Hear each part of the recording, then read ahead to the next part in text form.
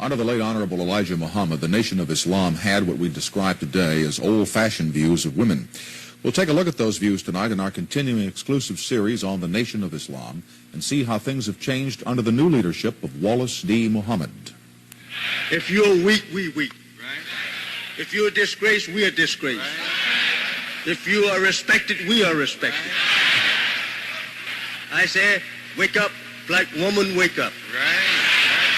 Show self-respect. Right. Elijah Muhammad was tough on his female followers. He called them Muslim girls and controlled every aspect of their lives, as would an overly protective father.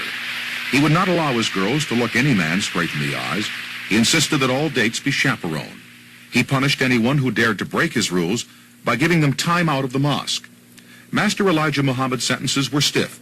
He'd dish out 1 to 5 years exile from Muslim society for wearing skirts shorter than the length he specified.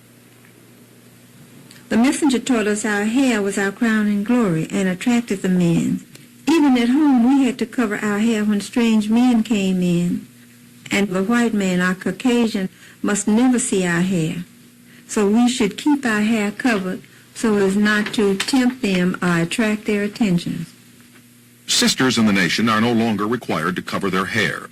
The nation's new leader, Wallace D. Muhammad, is more interested in dressing his followers' minds than their bodies, so he's relaxing the Muslim dress code. Wallace Muhammad is the glorious Steinem of the Muslim nation. He is leading his father's Muslim girls into full-fledged womanhood. And as women, you should want to be modest women, because that's what a Muslim woman is. She's a modest woman. And being modest, that means you do not step out the door to attract the attention of the male in the wrong way. When a man sees a Muslim sister, he should think, well, that sister is attractive, but unattractive from here. He shouldn't look at her and say, well, ooh, she's fine. I sure would like to hit on her. Muslim women don't complain about not being able to wear tight-fitting pants and short dresses. According to them, their style of dress discourages men from dealing with them as sex objects. So when you cover up, when you put on a long dress, you cover your hair and you walk around, not in such a way as to bring attention to your physical attributes, your bust, your thighs, how big your legs are, and all this kind of thing, then the man's going to stop and say, well, let me check out a mind. And this is what it's all about. Because in Islam, we're taught that marriage is not a meeting of two bodies, but a marriage of minds. And so that's what we want to attract first. We want to say, well, she looks like a sister that has some order about herself. Inside the mosque, the sexes are segregated. The women are always grouped behind the men. It's a custom dating back to the time of Prophet Muhammad, 1,400 years ago. Everything in the mosque, the atmosphere, the environment should be conducive to spiritual and moral development. To make it the easiest as possible for the person to sit there and keep his mind on the lecture, we separate the sexes. A Muslim woman is prohibited from praying to her God, Allah, during her menstrual period. It's viewed as a time when her body is cleansing itself of impurities. There are other restrictions on the Muslim woman during menstruation. She can't touch her Bible, and she can't have sexual contact with her husband. To an outsider, these practices might seem archaic, unliberated, but to Muslims it's correct because it's religious law. Elijah Muhammad didn't want his Muslim girls in the public eye, so he did not appoint any female ministers between 1955 and 1975. Wallace Muhammad appointed this woman to the position of minister shortly after taking over the leadership of the nation, forging the way for women to become part of the male hierarchy of the Muslim nation. At a national ministers' meeting in Atlanta, Georgia, she was the only female in attendance. Presently, the nation's ministerial staff does not reflect membership in terms of sex. The nation is half female, yet there are only 25 sister ministers as compared to 500 brother ministers. At one time, women who worked in the nation were chained to typewriters, just as women were in the non-Muslim world. But Wallace Muhammad wanted to free his female followers out of secretarial slavery, so he began by appointing this woman as supervisor of the nation's newspaper plant. Add those corrections and we're ready. Okay. I feel the chief minister appointed me because of my character or what my mind evidenced, not because of my physical appearance or whatever.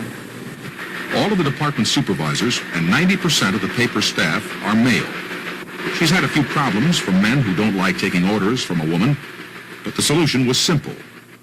If there were any men here who had a difficulty accepting what he has given me to give to them, then I certainly believe in granting them the freedom to accept it or reject it.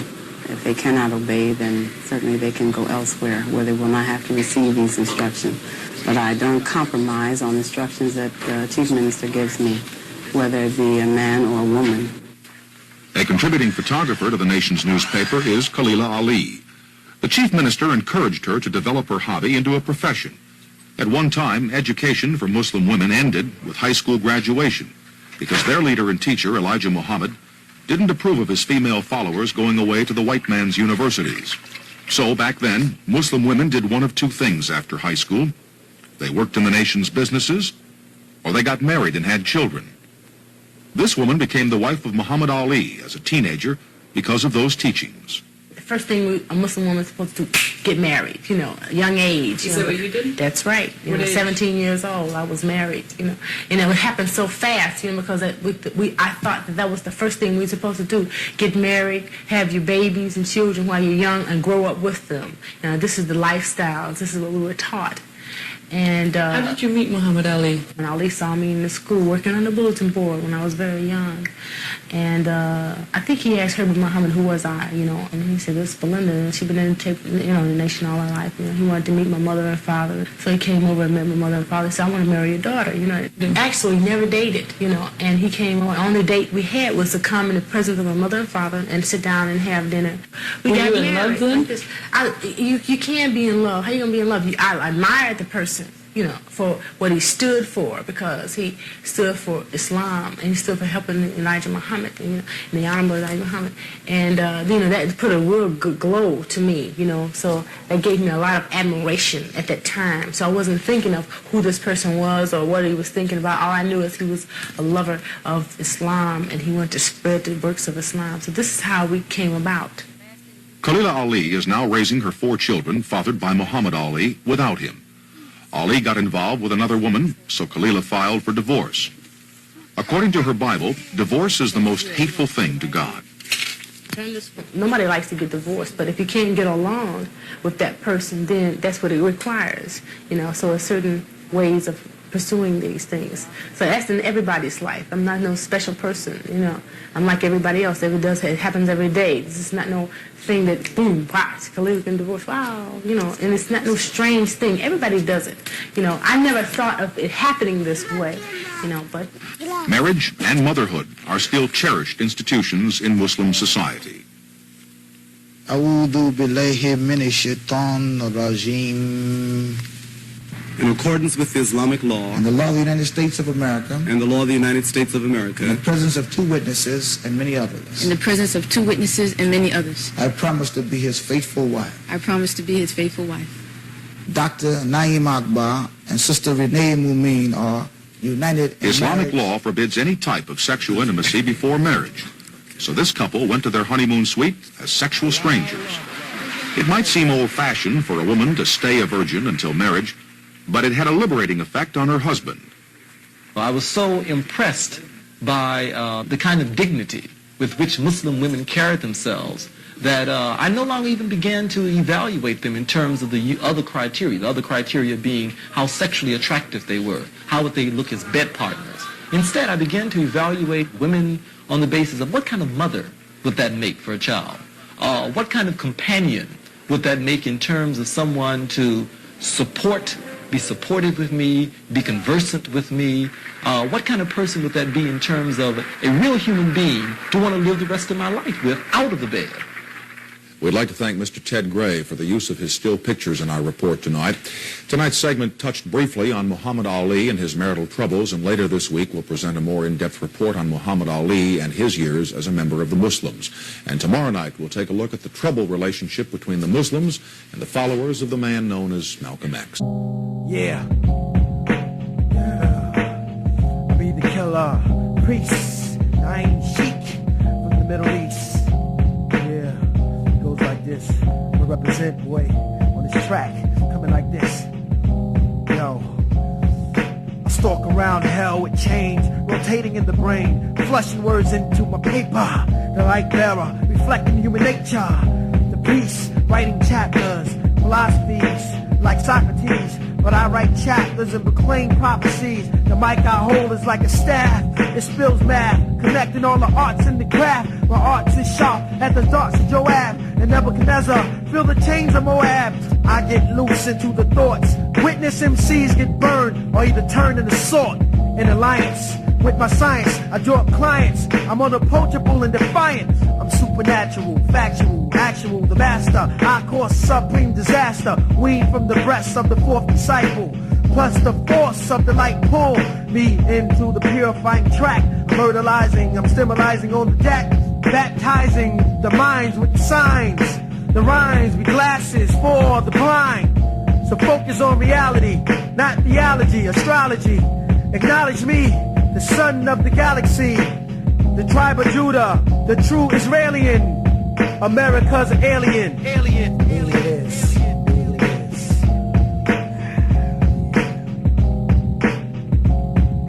I journey on a quest through the maze, 7 faces of death. Knowledge itself frees my inner vision. From mental prison, now I travel in dimensions in the midst of confusion, fighting wars against wicked men. The question: who shall be first to shed blood? Burning the fire. Who shall drown in the fucking flood? The lowest man of all nations. One who dwells in Babel teaches evil, deceitful in the temples of Satan.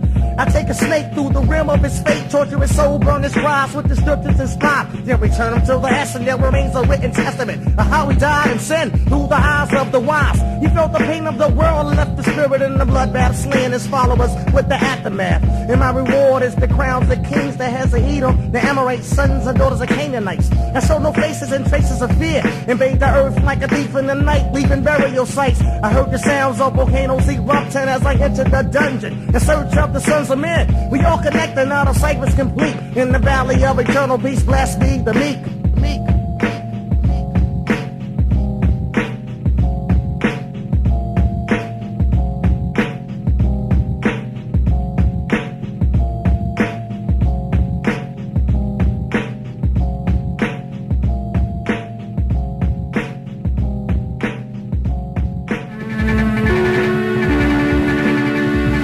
During the 1960s, the Muslim nation gained national recognition. Malcolm X was its spokesman then, and this is his story. Muhammad makes it imperative that a black man who becomes a Muslim works. Right. Get off the welfare. Right. Get out of that compensation line. Right. Be a man. Malcolm X was Elijah Muhammad's greatest public defender and disciple until he was suspended from the Nation of Islam for 90 days by his leader for describing the assassination of President John Kennedy as a case of the chickens coming home to roost. Animosity grew between the two leaders, and eventually they became rivals. From their respective camps, they waged a Cold War. The nation's newspaper depicted Malcolm as a Judas, a hypocrite for going against his leader and teacher.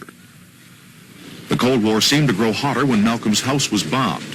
Malcolm X blamed the Muslims and reiterated his claims that the Muslims were out to get him. There were alleged assassination threats against Elijah Muhammad as well, so his followers attacked a suspected member of Malcolm X's rival black nationalist organization outside a hall where Muhammad himself was speaking. On February 21st, 1965, Malcolm X was silenced by a number of assassins whose bullets ripped through a podium to get to him. Some believe that Elijah Muhammad's orders had finally been carried out, but Elijah Muhammad denied any part in the murder. The day before Malcolm X was to be buried, Elijah Muhammad made his first public appearance since the assassination. The nation's leader was barely visible behind the human wedge of bodyguards. Master Elijah Muhammad cited Malcolm's fate as an example of what Allah would do to any Muslims who betrayed him. If you would like to follow anyone against me, go ahead and do it. But your end will be pretty bad. I fear for you. The police arrested 3 men. 2 of the alleged assassins identified themselves as active followers of Elijah Muhammad. When put on trial, they pleaded innocent, but both men were convicted of murder in the first degree and sent to prison for natural life.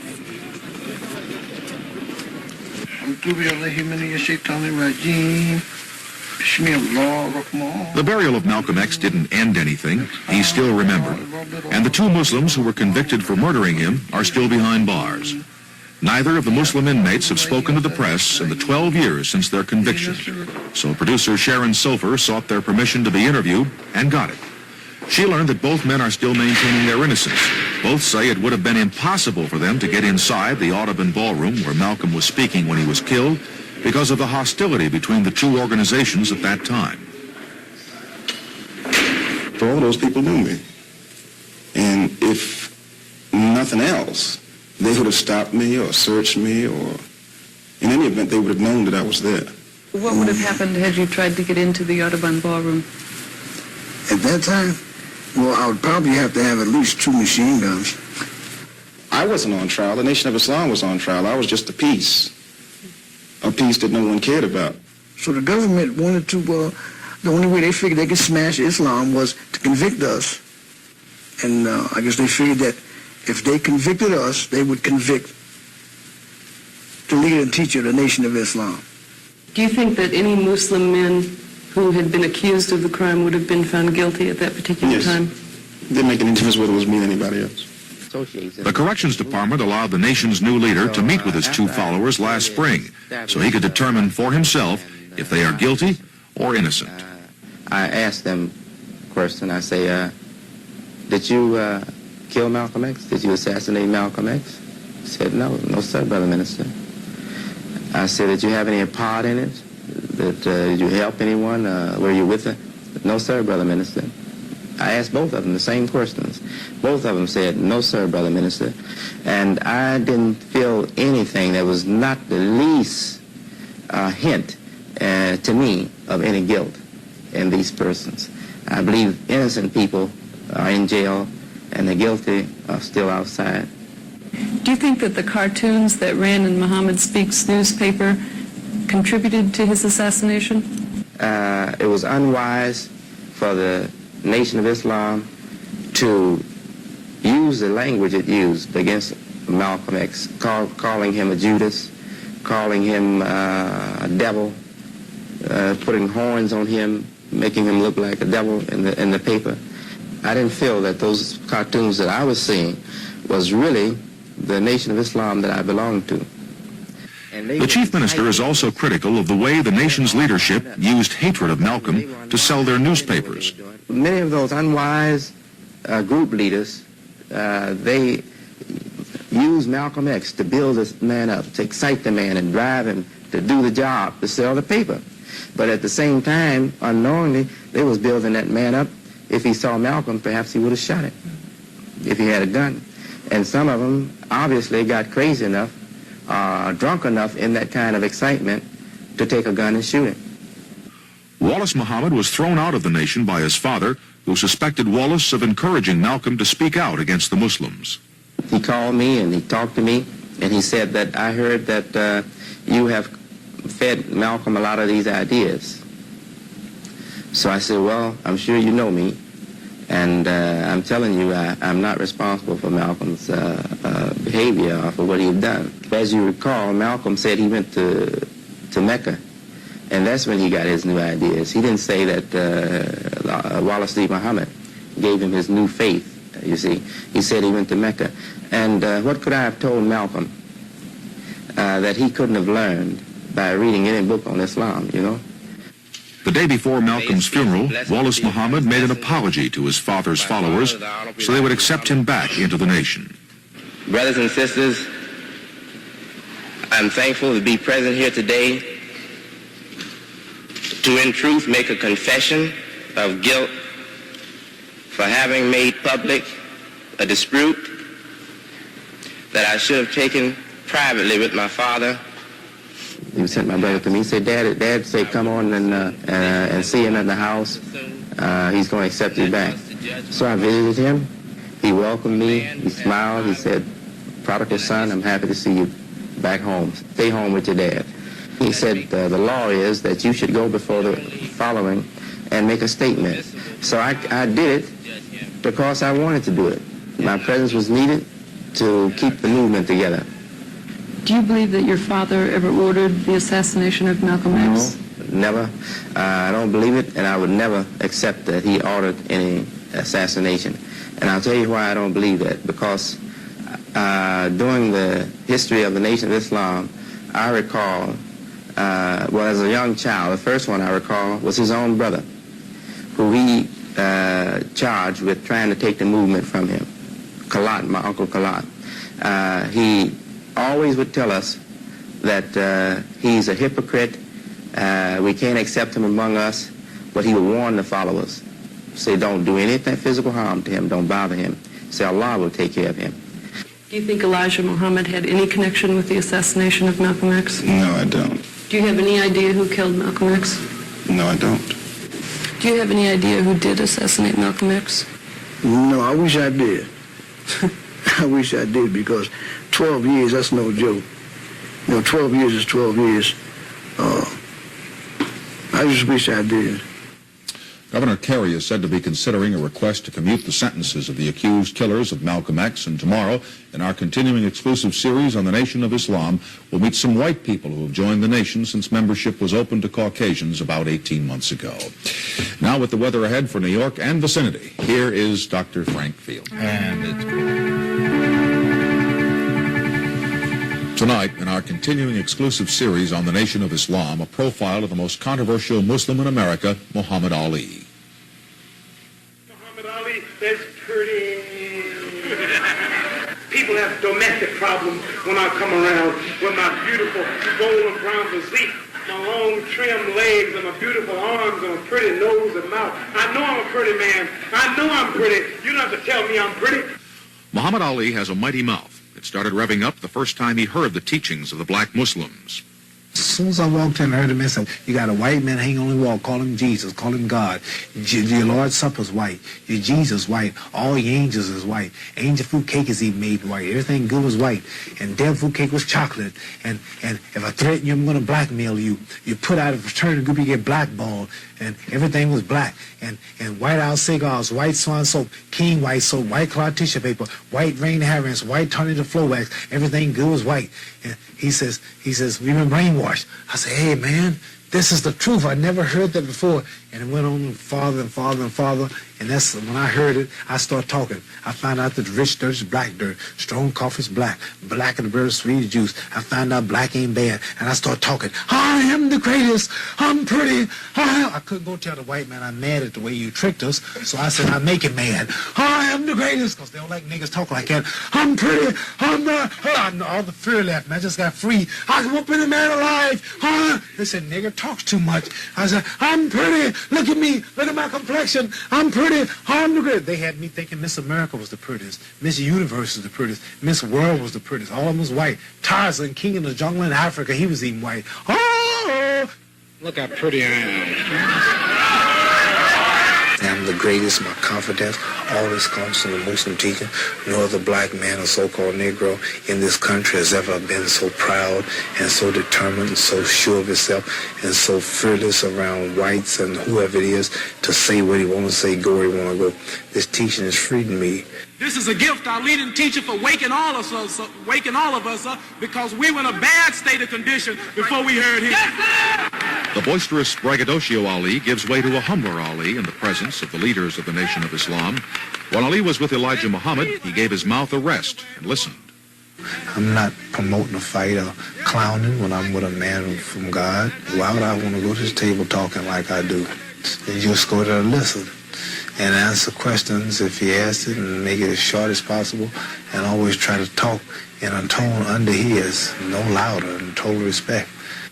Convention and claimed new support in their fight for black supremacy.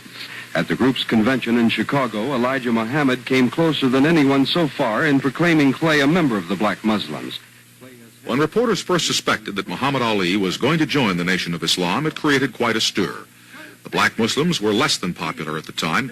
Muhammad Ali decided to identify himself as a Muslim in spite of the consequences because of something Elijah Muhammad once told him. He says, deny not the truth while you know it. Just before I fought Sonny Liston, a reporter asked me at the time, are you a black Muslim? This when we were looked at as booger men and trying to overthrow the government and haters of white people and got to go out and cut off white people's heads to be members. And the reporter asked me, are you a Muslim? And I heard Elijah Muhammad's voice say, deny not the truth while you know it. He said, are you Muslim? I said, yes, sir. You mean you admit on this show you one of those black Muslims? I says, yes, sir. It's not black, it's just Muslim.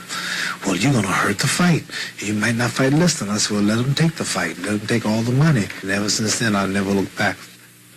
Ali claims he does not mix sport and religion, yet he relies on his faith during training and in the ring. While in training for the Norton fight last September, Ali listened to tape recordings of lectures made by the nation's chief minister. Whenever I hear these spiritual lectures and listening to these words of inspiration and words of truth and knowledge, which I've never heard before, it makes me happy. It makes me have more to live for. It makes me want to win. In the ring, Ali prays to his God, Allah, before the contest begins. Pray to win so that I can do all I can for the cause of God and also for people, movements. We live in a world where if you don't have a name, if you don't have fame, if you don't have no money, you're nobody. So I use boxing as a stepping stone.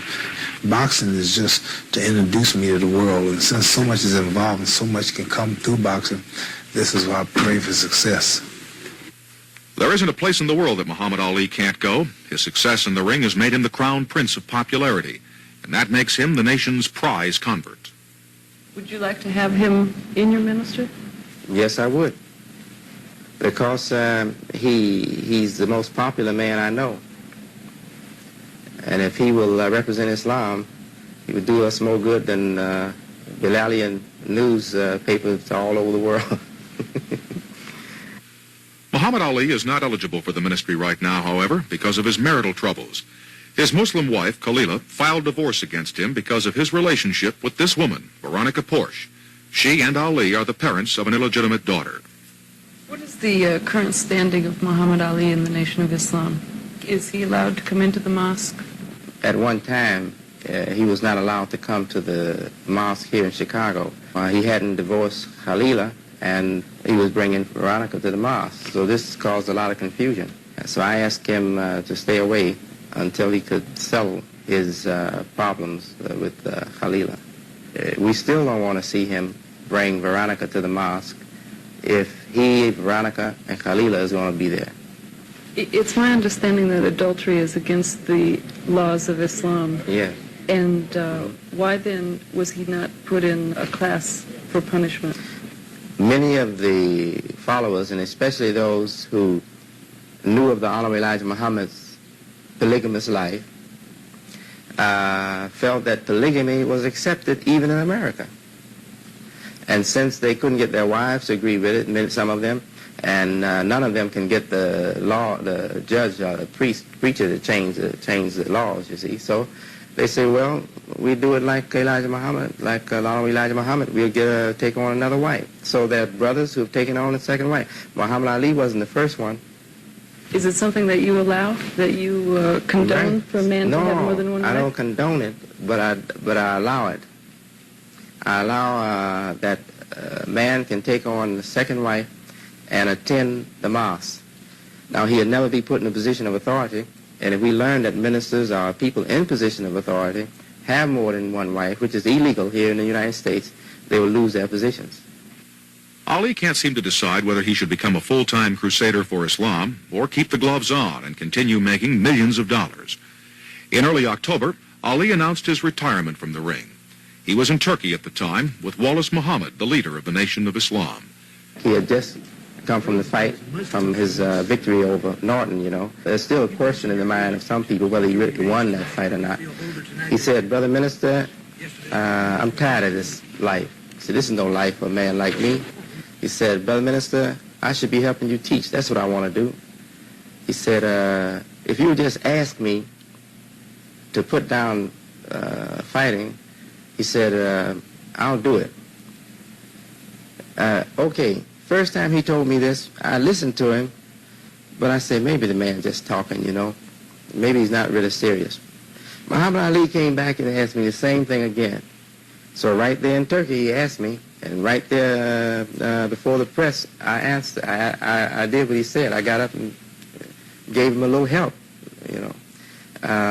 But after giving it to him, I saw that he really wasn't ready. Mighty Mouth's lips are sealed for a change on the subject of Turkey and retiring at least. But if we had to speculate, we'd guess that the controversy over Ali's statement in Turkey has been inspiration for him. The desire for controversy is what brought Ali to the nation. I just wanted to be different. I didn't want to be Uncle Tom, T showing Negro, everybody like. I wanted to be a rebel. The Jesse James, the White Earp. So my way was being unpopular as a Muslim. If you're not going to like me to that, the hell with you. So I wanted them. If they didn't like me, then good, because I knew I was right and I believed in what I was doing. Tomorrow evening, live in our studio, we'll have the Honorable Wallace D. Muhammad, the Chief Minister of the Nation of Islam, for the wrap-up of our series. It was a lot of work putting this series together, and for that I would like to thank the staff people who worked with our producer, Sharon Silver. They include Jim Malloy, Mario Martinez, Bob Gonzalez, and Willie Loman Jr. for the filming, and Kathy Field, Ken Shea, and Peter O'Grady for the editing, and tomorrow night a live interview with the Chief Minister of the Nation of Islam. Incidentally, John O'Reilly was saying a while ago that Muhammad Ali has now announced he is retiring from boxing. The Associated Press, in an item that just cleared our wire room here, is saying that unbeaten Dwayne Bobbitt will meet either Muhammad Ali or Ken Norton at Madison Square Garden in February. The Garden has called a news conference for Monday to make an important boxing announcement, a spokesman said here on Thursday night. So whether or not Muhammad Ali is out of the ring or in, apparently is still open to some question as of this hour this evening. Now with the weather ahead, show Frank checking his radar. This man, ladies and gentlemen. For the last 2 weeks on Topic A, we've been looking at the Muslims in America, a nation in transition. Felipe Luciano is here tonight. His guest is the Honorable Wallace Muhammad, the leader of the Nation of Islam and the man responsible for all of the changes the nation has undergone. Gentlemen? The topic, the main word of this series, has been transition, and these questions are to that point. Chief Minister, since you've been made head of the Nation of Islam, you've initiated several changes. Changes like allowing whites to join the mosque, allowing Muslim women more mobility. Do you think these changes are in keeping with the teachings of the Honorable Elijah Muhammad, your father? Well, with interpretation, they are in keeping with the teachings of the Honorable Master Elijah Muhammad. But without interpretation, no, they're not in keeping with his teachings. But I would like to give you some things that happened in my relationship with Honorable Elijah Muhammad just before his passing. The Honorable Elijah Muhammad received a tape of teachings that was interpreting the teachings to guide the people in other directions than those that they were going in. So this tape was given to the Honorable Elijah Muhammad to really put me in hot water with him. He listened to the tape. I was invited. I didn't even know they were going to play the tape. And I sat there for an hour or so listening to the tape with him. And I was watching him nervously. But he showed excitement and he was thrilled. He was very pleased with the tape. So you think that in the spirit of your teachings, he really did agree with you? He did. He definitely agreed. And he made this known to his staff. We had a staff meeting with Honorable Elijah Muhammad. And he told the staff, he said, we prayed that our son would come into understanding, and our prayers have been answered. This is what he said. The holy books in philosophy teaches us that man is flesh and spirit. Your teachings seem to stress the spiritual side. You now call the Nation of Islam the community of Islam in the West. By stressing spirit, what kind of statement are you making about the material world for black people? Spirit is only expressed in our community to destroy an extreme. We saw Superfly Day come in, and this Superfly mentality had affected our ministry. So we stress spiritual development, but not in the sense of ghostly development. Mm-hmm. We stress spiritual development in the sense of mental development. To us, the spirit of the man is the mind, his knowledge. Yeah, you mentioned in one part of the series, I remember, that you saw some of the ministers involved more in their business ventures than in the service of the spirit. Yes, the business interests had really crippled the moral development in our movement. But does that mean we should forget the material world? No, we can't forget the material world. Islam teaches man to keep a balance. It says, use what Allah has given you, this is the Quran, to develop your spiritual self, to gain the reward of the hereafter. But don't forget your share in the material world. A balance. A balance. Yes, sir. Talking about the material world, this was the first year that Muslims voted. I think it's the first time in the history of the Nation of Islam that Muslims voted. That's correct. This November, am I right? That's correct. Does this mean that Muslims in the future may hold political office? Do you foresee that? The Honorable Master Elijah Muhammad foresaw it. He said that if any of our people will qualify, we will support them.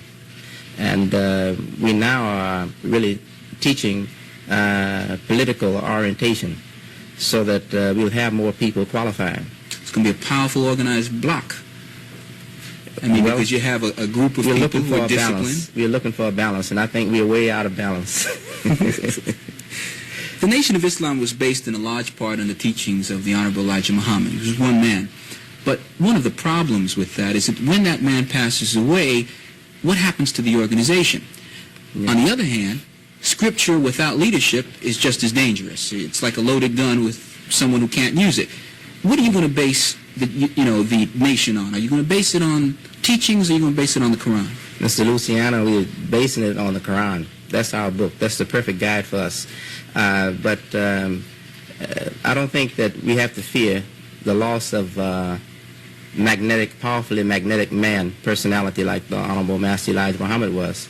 I'm not only an imam or leader or minister, I'm also, and my people accept this, they understand this, I'm a reviver or renewer of the mission. And we are getting recognition now from Arabia and other places. They believe that I'm the man to lead Islam all over the world.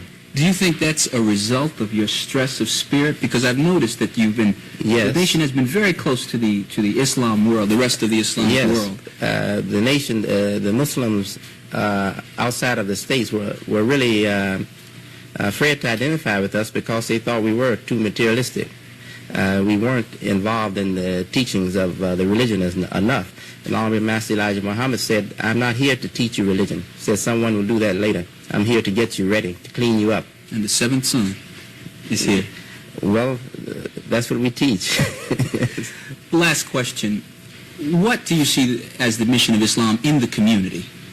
The mission of Islam in the community is to transform the community life into a healthy, solidly based community life. And that means reinterpreting our ideas and concepts and getting new approaches, making new approaches, so that we can, despite what they are hearing of me, we didn't go out of business to forsake business. And they thought that. We're going out of business to increase our business worth. Yeah. A nation in transition. Its chief, the Honorable Wallace D. Muhammad. Back to you, Tony. Okay, Felipe, and I would like to correct something I said earlier in talking about the record cold we've been having, Frank. I think I said that last night the temperature went down to 9 below zero. That's wrong. It felt that way, didn't it? It felt that way, but it was really a plus 9. It was 9 degrees last night, and that was a record anyway. Right. And we got that out of the way. And it should begin to warm up somewhat.